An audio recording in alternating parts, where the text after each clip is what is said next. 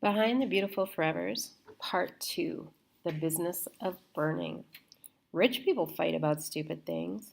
Why shouldn't poor people do the same? An Anawadi Mother. Chapter 5, Ghost House. At first, Fatima, the one-legged, loved her poor older husband in the brother-sister way. She learned other ways of loving after marriage. This taste of affection was too much a revelation to be hidden. At 35, more or less, she had become known in Anawadi for a sexual need as blatant as her lipstick. Had she been another sort of woman, her affairs might have been a scandal. That she was disabled made them a joke, as were her spectacular rages, which enlivened many an Anawadi evening. So we're learning about Fatima, and she's going against the traditional norms for women and what she represents, but somehow because she's disabled and that's not acceptable, it's not so bad that she has so much sex. Fatima had refined her verbal arsenal early, given the insults about the leg she was born with, which turned into a flipper past the knee. By 30, she could out-curse even Zerenisa.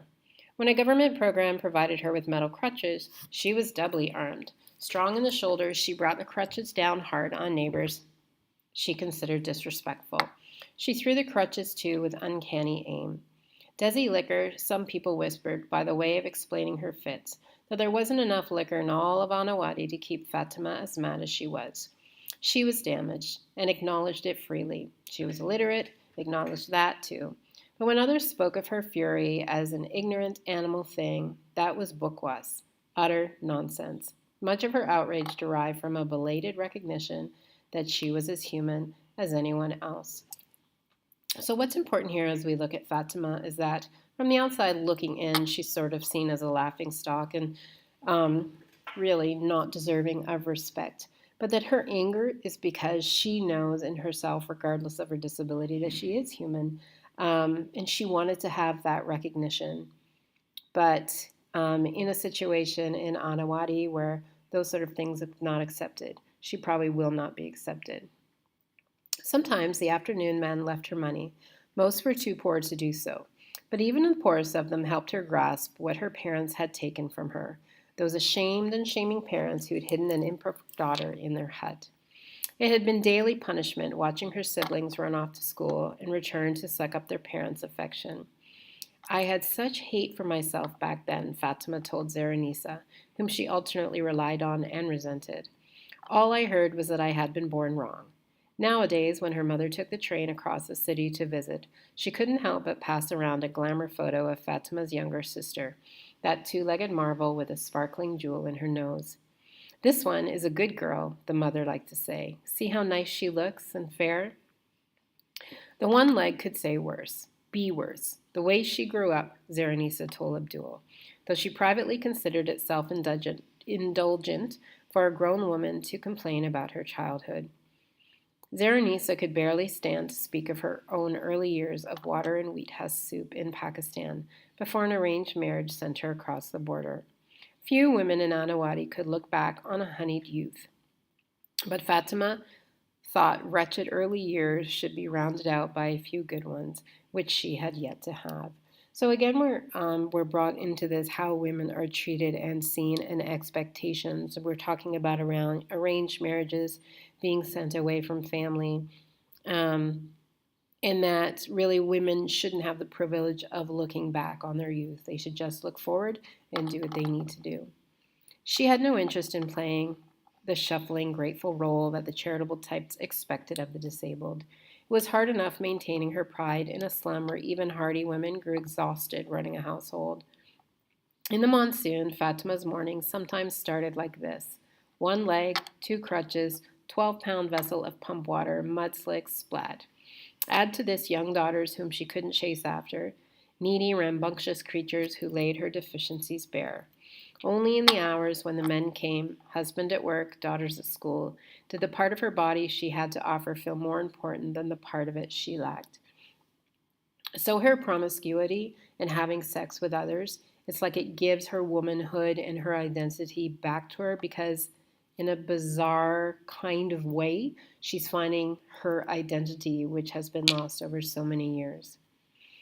June, the beginning of the 4-month monsoon season, made every sensible Anawadian pensive. The slum was a flood bowl, surrounded as it was by high walls and mounds of illegally dumped construction rubble. In a 2005 deluge that brought the whole city to a standstill, Fatima's family had lost most of what they owned, as had the Husseins and many other Anawadians. 2 residents had drowned and more would have, had not a construction crew building, in addition to the Intercontinental Hotel, supplied ropes and pulled slum dwellers through the floodwaters to safety. This year the clouds broke early, and for a week the rain came down like nails. Outside Anawadi, construction projects stopped, and daily wage workers braced for hunger.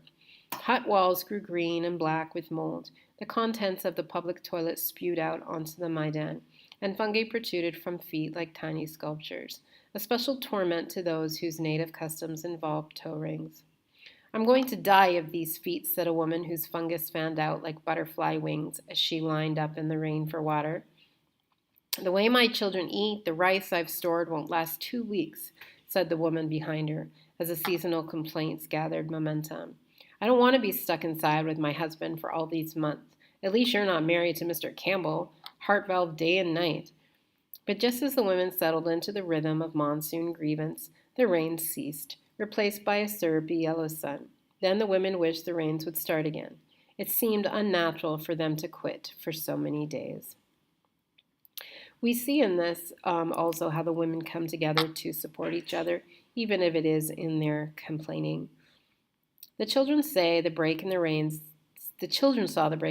differently. While the school year would soon resume, a clear sky permitted a final orgy of play. Abdul's brother Murchi started a giant game of ring toss in the Maidan, using the flagpole and busted bicycle tubes from Abdul's storeroom. "It's a fluke," Murchi said to Rahul, whose inner tube had jutted down the flagpole. "What fluke?" protested Rahul as other boys cheered and thumped his back. "Watch me, I can do it again." Zaranisa came out to watch the game, wiping away tears as she considered her exuberant son.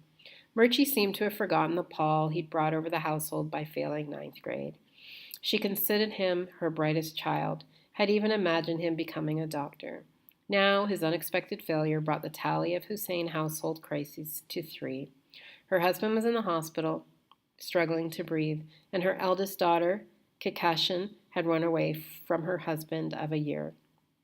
Murchi's cheerfulness had much to do with the return of his sister. All of the Hussein children had been elated to see her. It wasn't just that she could cook and clean in place of their mother, who spent most of her days at the hospital.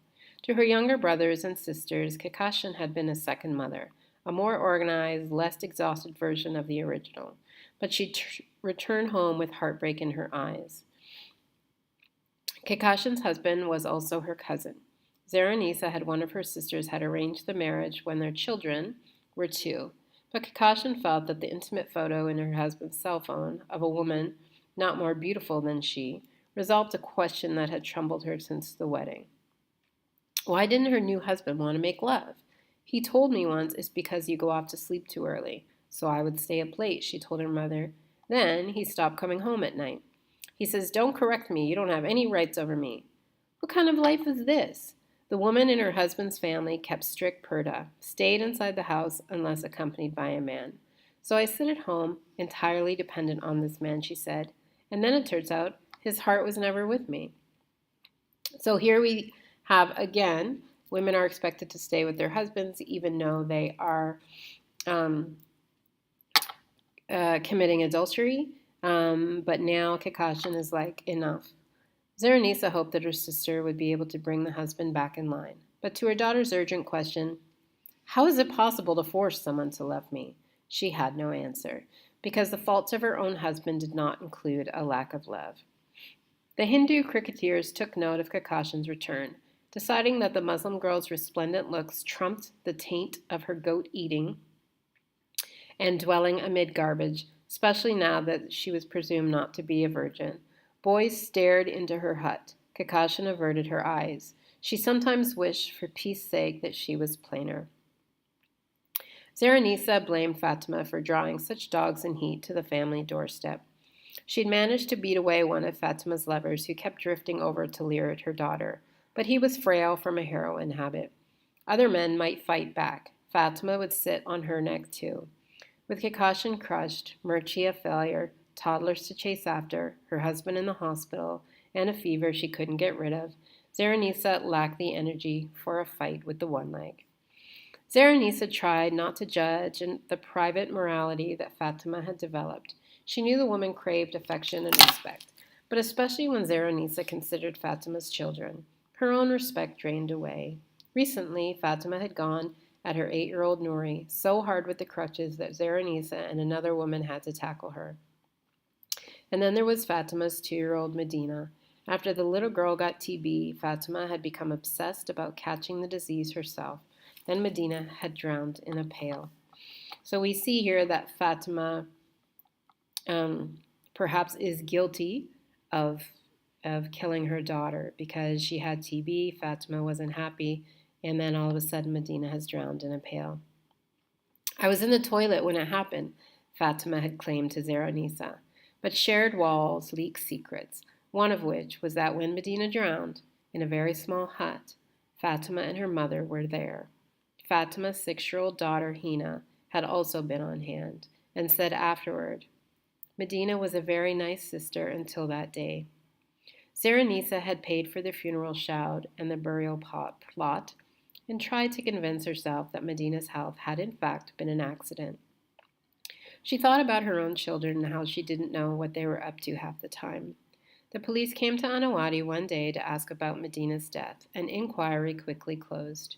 Young girls in the slums died all the time under dubious circumstances. Since most slum families couldn't afford the sonograms that allowed wealthier families to dispose of their female liabilities before birth. This line in itself talks about kind of the cultural view of women dispose of their female liabilities. So women are not seen as advantages or positives in that culture. They're seen as liabilities. Sickly children of both sexes were sometimes done away with because of the ruinous cost of their care. So this goes back to that with that mother beating Devo with the metal stick, is that because healthcare is so expensive, they just can't afford to keep children alive. 1-year-old Danush, who lived 2 lanes over from the Husseins, had gotten an infection in the filthy public hospital where he was born. His skin peeled off and the touch of a sheet made him scream. His family took loan after loan at usurious interest, spending 15,000 rupees trying to cure him. Then one night in March, his father had beaten back his wife and emptied a pot of boiling lentils on the baby in his sarsling cradle. Ash's son Rahul had jumped smack into the middle of that horror show, had run to get the police. Zerenisa admired the hell out of Rahul for that. Danush reached a hospital and survived. Now Zerenisa ached every time she saw him. That grave, unblinking eye in a burn-mapped face. After Medina drowned, Fatima seemed oddly liberated. Other women said the worst of her, and she found that she didn't much care. She drew on dramatic black eyebrows, shellacked her cheeks with powder, spent 50 rupees to turn into a white lady, the Hussein voice whispered, and picked up a fresh set of lovers. Did you see how that guy and his friend are looking at me? She would say to Zerenisa. Are you jealous? No man looks at you. The men she invited inside found her beautiful, she told her neighbor. Said there was no woman like her in all of India. Said she deserved a nicer life than she had. The Husseins felt for Fatima's husband, who sorted garbage in another slum, earning 100 rupees for a 14-hour day. Murchie put it bluntly. She treats that old man like a shoe. The shoe often came over to complain about his wayward wife, and one night Zerenisa had teased him. Idiot!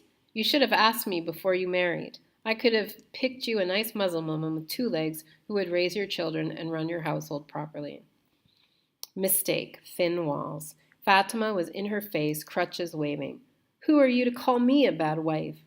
Still, when Fatima and her husband fought, she would call out Zerenisa's name, and Zerenisa would go, sighing. To separate the miserable couple just as she sighed on Eid and other Muslim holidays before inviting them to share her mutton korma. The family of the child-abusing Fatima, the family of the skeezy brothel owner. This was the Muslim fellowship she had in Anawati.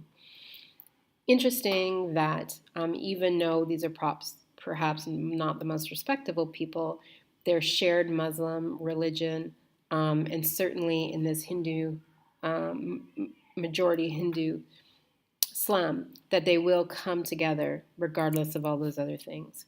It's like there's a fraternity, there's a partnership, there's a family in their belief system. It's easy to break a single bamboo stick, but when you bundle the sticks, you can't even bend them, she told her children. It's the same with family and with the people of our faith. Despite the petty differences, Muslims have to join up in big sufferings and for Eid. So then just reinstating what my thinking was before. Black clouds hunched over the hills west of the city, but didn't break. Anawati children kept flinging their inner tubes towards the flagpole, and one July morning, Abdul's father watched the game for his doorway beaming. His shirt hung as loosely as ever off his shoulders, but Fatima and the other neighbors marveled when they saw his face. Garbage proceeds had financed a 2-week stay in a small private hospital where he'd breathe oxygen instead of a foul slum air. Karam was shining. He looked Naya Takatak, brand new. I can't believe it, the Tamil woman who ran the liquor still told Zaranisa. 10 years gone from his face. Like that. He looks like some Bollywood hero, Salman Khan. He ought to look good, said Zaranisa. We paid 20,000 rupees to that hospital. But it's true, he got so young, like a boy. I see him from the corner of my eye and I think, oh shit, I forgot that I had another child. Now I'll have to arrange another marriage. Allah knows I have enough marriages to do already. The next marriage would be Abdul's, though the financials remained to be worked out. She and her husband had settled on a likely girl, the 16-year-old daughter of a scrap dealer in Sakinaka, the industrial slum where Abdul sold his goods. The girl was pretty, no moles evident. Crucially, she was habituated to filthy men. She had come to the house 3 times, demure in a burqa, her younger sister in tow. From what Murchie could make out, this young sister was extremely hot, and in her honor he painted a large red heart on the front of the family hut. Murchie claimed to be eager for marriage. One day, well out of his father's earshot, he said, Mother, I want a wife just like you. She'll do all the work, and I'll do nothing. But Abdul was as cautious about marrying as he was about everything else. Let's go back to what Murchie said. This is not an uncommon thinking for young boys in those areas, in those slums. They're falling on the traditions of their family and generations that go before, and there is a belief that the women should do everything while the men do nothing. I hear of this love so often that I think I know it, but I don't feel it, and I myself don't know why, he fretted. These people who love, and then the girlfriend goes away. They cut their arms with the blade, they put a cigarette butt out in their hand, they won't sleep, they won't eat, they'll sing. They must have different hearts than mine. He told his parents, you don't hold a hot iron in your palm, do you? You let it cool. You think on it slowly. No, I think we should marry him quickly, Zaranisa told her husband as she cooked lunch a few days after his homecoming. He'd asked for meat to build his strength, and she was crouched on the floor breastfeeding Lalu while stirring a cartilaginous soup. Cartilaginous is like when you boil bones, like cow bones, and it makes a thick broth. A marriage would make him happy, I think. So much turmoil inside him. I don't think he's been happy for a single day in Anawati. Who is happy living here? Her husband replied, fishing a silver foil packet of prednisone from a plastic bag of medicines he tacked on the wall. Am I happy? All around us, third-class people, and no one with whom I can relate. Does anyone here even know of the American war in Iraq? All they know of is each other's business. But I don't complain to you. Why is Abdul complaining? Do you know your own son? He says nothing, just does his work, does what we ask him. But why is it only his mother who sees that he is sad? He will be happier when we go to Versailles, he replied. Happier in Versailles, she quietly repeated with a sarcasm he chose to ignore. The small plot of land on which they made a deposit in January was an hour and a half farther outside the city, in a community of construction suppliers and industrial recyclers. Many of its residents were Muslims from Uttar Pradesh district, in which Karam had been raised, on the Nepal border. He learned of the Versailles community from a Muslim developer, so given to religious disquisition that Murchie and You know what? I'm going to go back to this word disquisition. Again, I actually don't know exactly what that means, so I'm going to look at the context clues before and after. He'd learned of the Versailles community from a Muslim developer, so given to religious disquisition that Murchi and Abdul called him the Imam, rolling their eyes. So religious disquisition and that Murchi and Abdul rolling their eyes makes me think it's a negative. It sounds like Inquisition, but I'm going to do the same thing. I'm going to do a quick look up of this word. Disquistion. All right, disquisition. A long or elaborate essay or discussion on a particular subject. So this is a man who speaks a lot, long diatribes about his religion. So you can imagine that Murchi and Abdul get tired of listening to him because he goes on and on and on about the religion. The first time Karam visited the place, he'd been struck by a group of men clutching newspapers and speaking animatedly at a tea stall. He imagined they were discussing the black man in the United States who was trying to become the country's president. Karam had heard that this Obama was secretly a Muslim and was rooting for him. The dirt roads twisting upward from the tea stall had been giddy with chickens, which reminded him of his native village. He wasn't sentimental about that village, in a district where there was little work except in sugarcane fields, and children died at one of the highest rates in India. But he felt that urban slums surrounded by affluence turned children contemptuous of their parents, because we can't give the brand name clothes the car. He considered it fortunate that Murchi was merely lazy, not a defiant consumer or a Razex, but there were 6 other children after Murchi. To Karam, Versailles was the ideal village-city hybrid, a place where opportunity and parental respect weren't mutually exclusive. And at least there would not be insulted for their religion, he told his wife. Zaranisa felt it premature to invest their dreams for their children in a part-owned bit of dirt that lacked even 4 bamboo poles and a tarp under which to sleep. Our ghost house she'd taken to calling their property. She'd given him permission to make the deposit. He always consulted her on financial decisions, since the results had been dire the 2 times he ignored her advice, but it irritated her that he hadn't yet taken her to see the land. "How can I take you with all these people to care for?" he'd been saying all year. But Kakashi was now here to help, and she still hadn't seen the place. She wondered if the community was so like his native village that it had gotten him to thinking like the conservative Muslim men who lived there. Before her husband's hospitalization, the developer had visited to discuss the property payments. She'd worn her burqa, served tea, then crouched in a corner as her mother had done in Pakistan. Covered and unseen by men outside her family was the way Zaranisa had expected to live out her adult life. But shortly after marriage brought her to Uttar Pradesh, she was working the sugarcane fields, at night, among men.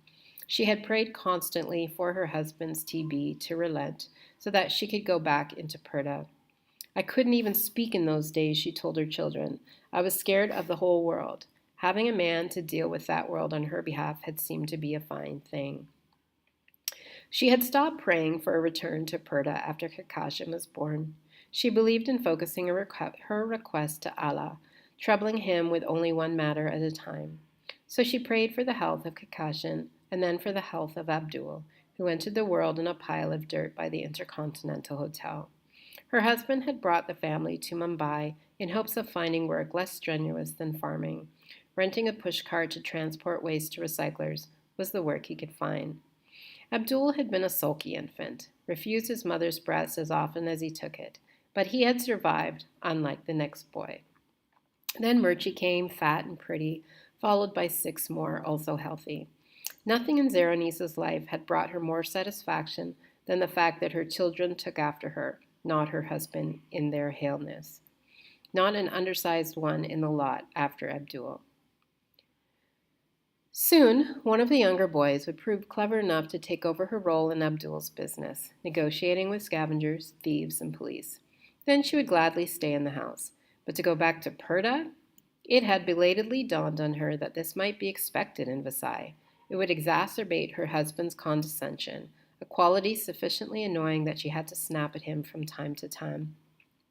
So we have seen the development of Berenice's personality from being a demure, quiet, burqa-wearing, um, obedient Muslim woman to moving to the city and finding a voice. And we know that now she, is quite vulgar in her language and she's in control and she's kind of worried about going back to Versailles and having to take on that traditional role again. Just because I can't read, you pretend to everyone that you're the hero in this family and I am nothing, she said to him recently. Like I would have been stuck in my mother's womb without you to get me out. Go, act like this big time, Sharif, but it is I who have been managing everything. Anawadi's lack of censorious conservative Muslims allowed her to call out her husband when necessary, just as it had allowed her to work to feed her children. Such freedoms would be painful to give up. So one of the beauties of the slum life in Anawadi is that these Muslim women find a voice and they have these freedoms that had they stayed back in their traditional villages, they wouldn't be able to. So sort of a little bit of a blessing in slums that may seem a tough place to be.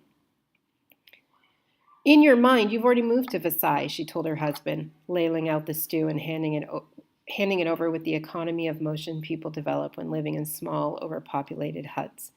That's a great line, with the economy of motion. Kind of, you have very little space to live, so everything is done in small movements. I love that line. Maybe you should pack up and go, and then go to Saudi. Oh, there you can really relax. But this house is where your wife and children live. Look at it. You also felt ashamed when that imam came over. Walls bloated and watermarked from flooding, uneven stone floor with a hoard of recyclables in every corner, and more recyclables beneath an iron bed they'd recently purchased because Karam's breathing improved when he slept a foot higher than the trash. But had he slept like a bat on the ceiling, there would be no escaping the smell. Trash, stale cooking smoke, and the olfactory traces of 11 human beings who lacked sufficient water to get clean. I'd like to leave this place too, Zerenisa said, but where do your children grow up? In the ghost house? He looked at her confused. All last night, all morning, she had been affection itself. But Zerenisa had had an idea and sensed an auspicious moment when her husband came out of the hospital. It had nothing to do with the position of the moon and the stars. It had to do with the shortness of life and a break in the rains. Do you remember how anxious you were in the hospital, she said, thinking, what if you were to leave this family? He had told her then, I fear God is inviting me in. Karam nodded, frowning. So? He let you out this time, she paused. Do I work hard for this family? Do I ask for jewelry? No, he admitted, you don't ask. She was less and less sure she wanted to go to Versailles, less and less sure her husband would live to get there. She wanted a more hygienic home here, in the name of her children's vitality. She wanted a shelf on which to cook without rat intrusions, a stone shelf, not some cast-off piece of plywood. She wanted a small window to vent the cooking smoke that caused the little ones to cough like their father. On the floor, she wanted ceramic tiles like the ones advertised on the beautiful Forever wall tiles that could be scrubbed clean, instead of broken concrete that harbored filth in each striation. With these small improvements, she thought her children might stay as healthy as children in Anawadi could be. See, I'm going to stop and note that they brought up the billboard with the beautiful Forever wall tiles again and think about what is that symbolic of? What do they represent? So she is talking about this hope that she has of a life that she wants, and that it's not in Versailles. She wants to have this life either in Anawadi or in Mumbai somewhere. And she talks about she wants to have those ceramic tiles like the ones advertised. And is that symbolic, again, of that false hope, of a true hope, of, this desire to get out of the poverty that she lives in, a desire to be the woman that she's become and not be pushed down by her religion and the traditions that go with that.